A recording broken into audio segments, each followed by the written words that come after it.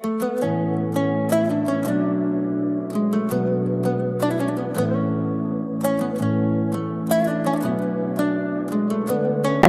warahmatullahi wabarakatuh. Okay, hari ini saya ingin berkongsi sirah mengenai kisah Rasulullah menyedekahkan baju.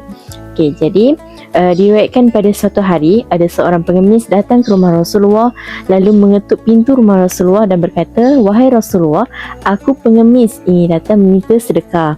Lalu Rasulullah bersabda kepada Aisyah, "Wahai Aisyah, berikan baju itu kepada Rasulullah." Dengan hati yang sangat gembira, pengemis itu menerima pemberian Rasulullah lalu menyeru ke pasar di keramaian orang di pasar lalu berkata, "Siapakah yang ingin membeli baju Rasulullah?" Maka berkumpullah ramai orang dan ada seorang lelaki tua namun buta mendengar seruan tersebut lalu menyuruh budaknya agar membeli baju tersebut dengan harga berapa pun yang diminta, dan akhirnya budak tersebut berhasil mendapatkannya lalu memberi kepada tuannya yang buta itu. Dengan hati yang gembira, akhirnya budak tersebut berhasil mendapatkannya lalu diserahkan kepada tuannya si buta.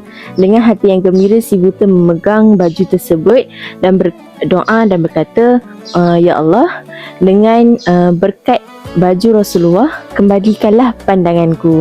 Maka dengan izin Allah, pandangannya pun telah kembali, dan pada keesokan harinya si buta pergi menghadap Rasulullah dan berkata pada Rasulullah, "Pandanganku telah kembali, maka aku kembalikan baju ini sebagai hadiah daripadaku." Sehingga Rasulullah tertawa mendengar kisah tersebut. Lalu Rasulullah berkata kepada Aisyah, "Wahai Aisyah, perhatikanlah baju itu.